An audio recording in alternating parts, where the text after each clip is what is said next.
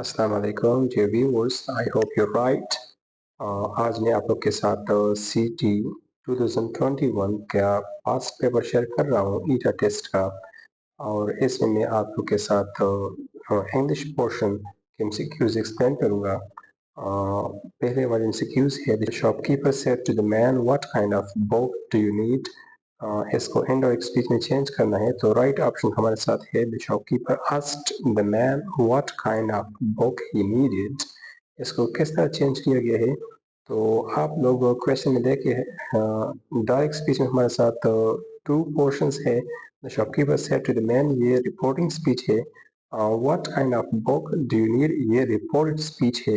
तो जब आप लोग इंटर में चेंज कर रहे हो तो पहले आप लोगों ने रिपोर्टेड स्पीच में इन्वर्टेड कॉमास में जो सेंटेंस है इसके टेंस को देखना है। ये हमारे साथ प्रेजेंट इंडेफिनिट टेंस है तो प्रेजेंट इंडेफिनिट टेंस चेंज होगा पास्ट इंडेफिनिट टेंस में। और दूसरा जो कंफ्यूजिंग थिंग्स है वो है प्रोनाउंस। तो अगर हमारे साथ फर्स्ट पर्सन प्रोनाउन हो तो ये रिपोर्टिंग स्पीच द शॉपकीपर के मुताबिक चेंज होगा। और अगर सेकंड पर्सन प्रोनाउन हो तो ये रिपोर्टिंग स्पीच के ऑब्जेक्ट के साथ द मैन के साथ चेंज होगा। अभी आप लोग खुद देखें, द शॉपकीपर आस्क्ड, क्योंकि रिपोर्टिंग स्पीच में क्वेश्चन है तो सेड टू ये चेंज होगा आस्क्ड में। व्हाट काइंड ऑफ बुक, तो यू चेंज हुआ ही में क्योंकि सेकंड पर्सन है और ये ऑब्जेक्ट के मुताबिक चेंज हुआ। इसके बाद है नीडेड और टेंस पास्ट इंडेफिनिट में चेंज हुआ। दूसरा इंसिक्यूज है, the fruit that is grown organically is expensive. तो ये जो अंडरलाइन पार्ट है ये हमारे साथ क्या है तो सही आंसर है एडजेक्टिव क्लॉज। क्योंकि द फ्रूट अगर ये हम ये क्लॉज यहाँ से ड्रॉप करें तो क्या बाकी रहेगा, एज एक्सपेंसिव। तो एक्सपेंसिव भी एडजेक्टिव है लेकिन दैट इज ग्रोन ऑर्गेनिकली ये क्लॉज जो है ये हमें फ्रूट के बारे में मजीद इंफॉर्मेशन देता है कि फ्रूट किस तरह उगाया गया है। तो इंफॉर्मेशन देना ये एडजेक्टिव का काम है तो इसलिए ये हमारे साथ एडजेक्टिव क्लॉज है। इसका नंबर 15 है, the word vanity is antonym to. Antonym कहते हैं उलट को, जो उलट मीनिंग वाले मुतजाद अल्फाज को। तो वैनिटी का मुतजाद क्या है, उलट मीनिंग वाला वर्ड क्या है। वैनिटी का की मीनिंग है फहाशी और यानी। और इसका जो सही आंसर है मोडेस्टी, कि मोडेस्टी कहते हैं हया को, शर्म को। नंबर 16 है, I will have been studying Italian for 3 years. The underlined phrase is the sentences. तो ये अंडरलाइन फ्रेज जो है ये कौन सा फ्रेज है, पहले तो आप लोग को फ्रेज मालूम होनी चाहिए।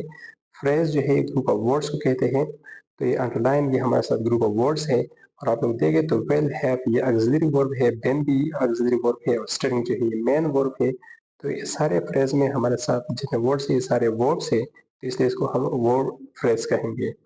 इसके बाद नेक्स्ट है, the operator was commanded for his dexterity. तो डेक्सटेरिटी की मीनिंग ये मांगते हैं इस क्वेश्चन में। तो डेक्सटेरिटी जो है ये स्केल को, महारत को कहते हैं। तो यहाँ पर हमारे साथ राइट आंसर है स्केल। इसके बाद नेक्स्ट है नंबर 28, हर आईज वो डायमंड। तो यहाँ तो कंपैरिजन हुई है आइस का डायमंड के साथ। और ये कौन सा कंपैरिजन है तो ये हमारे साथ है मेटाफर। और इस तरह सिमिली भी यूज होता है कंपैरिजन के लिए। तो मेटाफर और सिमिली आप लोगों को डिफरेंस मालूम है। मेटाफर जो है डायरेक्ट कंपैरिजन होता है और सिमिली में हम एज या लाइक इन वर्ड्स का सहारा लेते हैं। अगर ये इस तरह था कि हर हर आइज वर लाइक डायमंड तो फिर ये सिमिली होगा। लेकिन यहाँ पर लाइक और एज का इस्तेमाल नहीं हुआ है तो ये मेटाफर है। नंबर 29 है, she weighted space the pod. या ये दी नहीं है, हमने गलती की है, या तो ये दे होगा या ही प्रोनाउन होगा। He poured a cup of coffee. तो यहाँ पर हमारे साथ कौन सा कंजंक्शन यूज होगा। नंबर ए, दो, ये तो यूज नहीं होता क्योंकि दो जो है अगर जगह यूज होता है। ये टू कंट्रोडक्टरी, दो उलट मुख्तलिफ आइडियाज कनेक्ट करते हैं। टू भी यूज नहीं होता, ये तो प्रीपोजिशन है। यहाँ तो कंजंक्शन होनी चाहिए क्योंकि कंजंक्शन का काम जो है दो सेंटेंस को मिलाना होता है। अभी कंफ्यूजन जो है वाइल और वेयर एज में है। आप लोग भी इसमें बहुत ज़्यादा कंफ्यूज होंगे। तो while जो है यहाँ पर ठीक है, क्योंकि while कंजंक्शन हम ऐसे दो सेंटेंस के दरमियान लगाते हैं कि दोनों सेंटेंसेस में जो काम हो रहा है ये एट द सेम टाइम होगा, ये बैक वक्त होगा। तो ये दोनों काम जो है बैक वक्त हो रहा है। शी वेटेड, एक तरफ वो इंतजार कर रही है और दूसरी तरफ ही poured a cup of coffee, वो कप में चाय जो है उंडेल रहा है। तो यहाँ पर वाइल ठीक है। वेयर एज जो है ये भी दोनों सेंटेंसेस में जब मुख्तलिफ आइडिया हो तो फिर हम वेयर एज लगाएंगे। नंबर 30 है the girl passed over the next lesson and never cared to read it. Choose the correct meaning of the underlined phrase. इस underlined phrase की मीनिंग क्या है? तो ये हमें टेक्स्ट से पता चलता है, ये सारे सेंटेंस है। The girl passed over the next lesson, फिर इसके बाद क्या है? And never care to read it. फिर उन्होंने इस बात का ख्याल नहीं किया कि इसको दोबारा रीड करें। तो इससे हमें पता चलता है कि पास्ट ओवर इसका मतलब क्या है? टू इग्नोर, मतलब इग्नोर करना। फिर 31 है she acquired this wisdom only after much reading. Choose the correct passive voice. तो यहाँ पर हमारे साथ सही passive voice क्या होगा? तो सही passive voice सही आंसर मालूम करने के लिए आप लोग को टेंस मालूम होनी चाहिए कि इसमें कौन सा टेंस है। शी acquired तो ये past indefinite टेंस है। और रूल्स, कॉमन रूल जो है, हम शी सब्जेक्ट और ऑब्जेक्ट जो है दिस विजडम, इसको एक दूसरे के साथ एक्सचेंज करेंगे और ऑक्सिलरी नेक्स्ट टेंस का यूज होगा पास्ट कंटिन्यूअस टेंस का। तो हमारे साथ सही आंसर क्या है? द विजडम वाज एक्वायर्ड, क्योंकि पास्ट इंडेफिनिट के बाद next tense past continuous tense है, उसके ऑक्सिलरी वाज वर्ड है, तो यहाँ पर वाज यूज हुआ है। और पैसिव वॉइस में हमेशा थर्ड फॉर्म एक्वायर्ड यूज होगा। फिर बाय हर, तो ये शी जो है ये ऑब्जेक्ट की जगह पर आया। Only after much reading. फिर इसके बाद नेक्स्ट है number 43, my flowers were begging for water. The given sentence is the example of, ये किस चीज का एग्जाम्पल है? तो सेंटेंस का मतलब क्या है? द फ्लावर्स और बेगिंग, फूल भीख मांग रहे थे फॉर वाटर, पानी के लिए।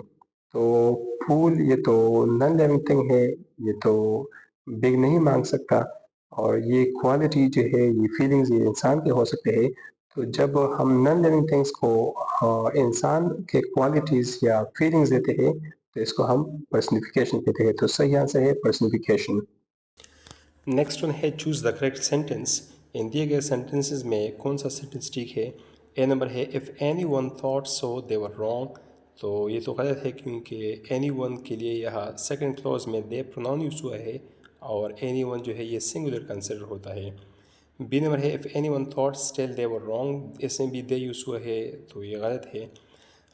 If any one thought so he was wrong, और डी नंबर है if some one thought so he went wrong. तो दोनों में थोड़ा सा कन्फ्यूजन है, ये मैं आप लोगों को क्लियर करता हूँ कि एनी वन और सम वन में डिफरेंस ये है कि सम वन को हम mostly simple sentence positive sentence में यूज़ करते हैं और एनी वन को हम नेगेटिव और इंटरैक्टिव मतलब क्वेश्चन में और कंडीशनल सेंटेंस में यूज़ करते हैं। तो ये कंडीशनल सेंटेंस है, इसलिए डी नंबर गलत है और ये सी नंबर ठीक है। नंबर 45 है either of you can help me in this matter. The underlined word is the example of, तो ये किस चीज़ का एग्जाम्पल है? Distributive pronoun. ये डिस्ट्रीब्यूटिव प्रोनाउन है। डिस्ट्रीब्यूटिव प्रोनाउंस वो प्रोनाउंस होते हैं जो किसी ग्रुप में हर इंडिविजुअल वन को रेफर होता है, और इसके अलावा हमारे साथ ईच एवरी ये भी डिस्ट्रीब्यूटिव प्रोनाउंस है। इसमें बी नंबर है इंडेफिनिट प्रोनाउन। इंडेफिनिट जो है ये एनी वन, सम वन, ऑल, ये सारे हमारे साथ इंडेफिनिट प्रोनाउन है जो अननोन चीज़ों के लिए यूज़ होता है। C number reflexive pronoun, mostly ये वो प्रोनाउंस होते हैं जिसके साथ सेल्फ का इजाफा हो, जैसे कि myself, ourselves, themselves. और डी नंबर रिलेटिव प्रोनाउन है, तो रिलेटिव प्रोनाउन मोस्टली ये that, which, who, whose, whom, ये रिलेटिव प्रोनाउंस है। तो ए नंबर ठीक है।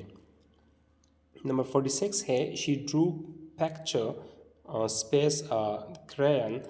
तो इसमें कौन सा प्रिपरेशन लगता है? बिफोर तो यहाँ नहीं लगता, क्योंकि बिफोर यहाँ पर सेंस नहीं था। अब भी ठीक नहीं है। विथ ठीक है, क्योंकि विथ प्रिपरेशन जो है मोस्टली जब हम किसी काम के औजार को एक्सप्रेस करते हैं कि काम जो है किस चीज़ के साथ किया गया है। तो यहाँ पर ये विद जो है ये फिट होता है क्योंकि पिक्चर जो है ये किस चीज़ के साथ ड्रॉ होता है। क्रेयन जो है ये रंग वाला पेंसिल जो होता है, ये कलरफुल पेंसिल, तो कलरफुल पेंसिल की मदद से पिक्चर खींचा जाता है। नंबर 47 है swims like a space, complete the idiomatic comparison. ये इडियोमेटिक कंपैरिजन है, तो यहाँ पर ये फ़िश फिट होता है क्योंकि स्विमिंग काम जो है ये फ़िश का होता है। और इस इडियम का मतलब ये है कि हम ऐसे शख्स के लिए यूज़ करते हैं जो किसी काम में स्किलफुल हो और कॉन्फिडेंट हो। तो ए नंबर ठीक है। इसके बाद नेक्स्ट वन है 68। I thought I will be promoted was mine but my attendance. ये सेंटेंस तो ठीक नहीं लगता, ये इस तरह होना चाहिए। यहाँ पर ग्रामेटिकल मिस्टेक्स है। I thought promotion would be mine, मेरा ख्याल था कि प्रमोशन मेरी होगी, but my attendance वॉजन good enough, लेकिन मेरी अटेंडेंस अच्छी नहीं थी।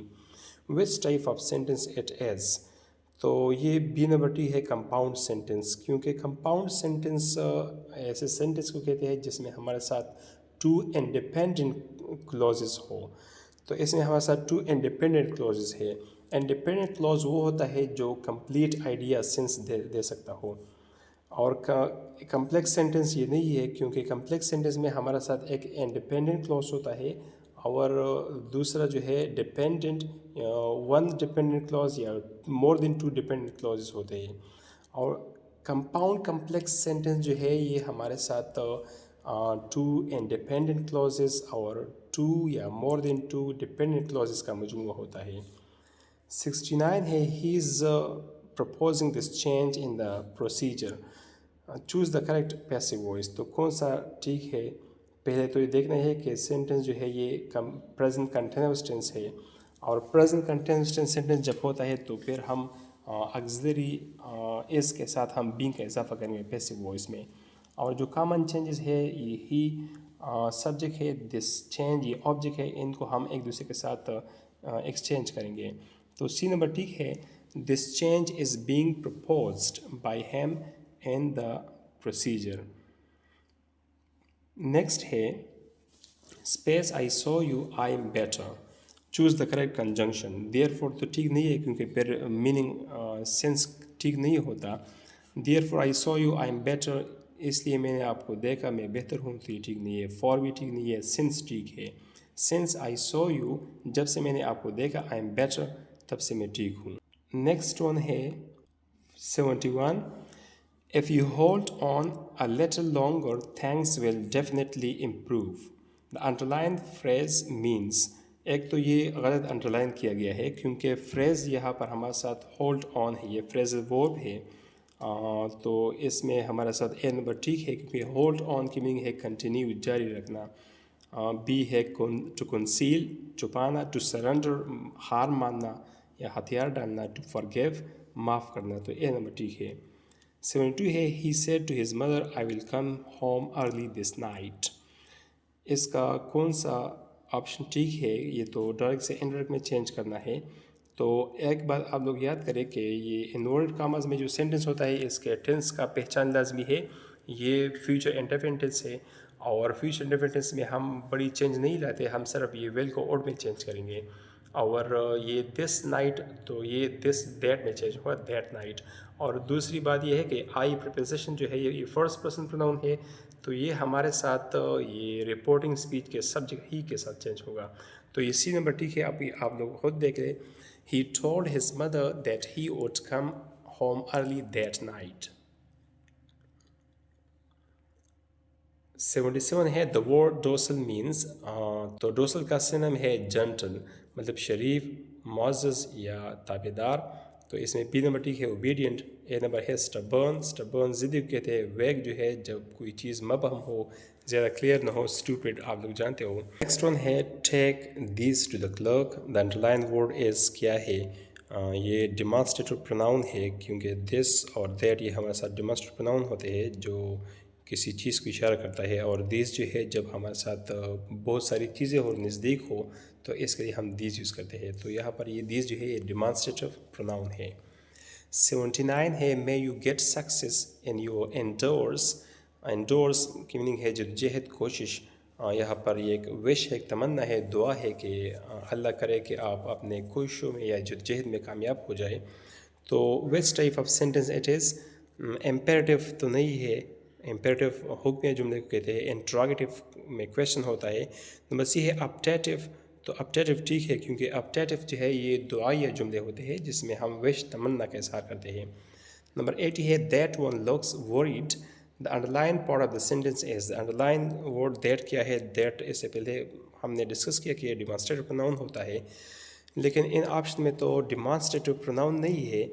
तो दैट या दीज ये डिमॉन्स्ट्रेटिव प्रोनाउंस, इनको हम एज अ डिटर्मिनर भी यूज़ कर सकते हैं, और इनके अलावा हम आर्टिकल्स ए एन दी को भी, और इस तरह एडजेक्टिव्स, इनको भी हम डिटर्मिनर के तौर पर यूज़ कर सकते हैं। डिटर्मिनर क्या होते हैं? डिटर्मिनर जो है ये इन वर्ड्स की मदद से हम किसी चीज़ को जनरलाइज करते हैं या स्पेसिफाई करते हैं, किसी चीज़ का हम तयन करते हैं। तो यहाँ दैट वन लुक्स वरीड, वो वाला बंदा जो है परेशान लगता है, तो ये एक तयन करता है, तो इसलिए दैट जो है यहाँ पर ये डिटर्मिनर है। 81 है the ability to give to others is an important character trait. The underline part of the sentence is, ये क्या है? ये नाउन फ्रेज है। यहाँ पर आप लोग इस फ्रेज को देखें तो मेन फोकस जो है ये एबिलिटी पर है। एबिलिटी क्या है? ये नाउन है, ये एब्स्ट्रैक्ट नाउन है, और टू गिव टू अदर्स ये थोड़ा सा एडिशनल इंफॉर्मेशन है, तो ये हमारे साथ नाउन फ्रेज है। इसको हम दूसरे अंदाज में इस तरह भी कह सकते हैं कि giving to other is a good ability. तो फिर ये गिविंग टू अदर्स जो है ये वर्बल फ्रेज होगा। ये लास्ट MCQs था, और इंशाल्लाह बहुत जल्द मैं आप लोगों के साथ एक दूसरा लेटेस्ट CD का मॉडल पेपर शेयर करूँगा इस चैनल पर।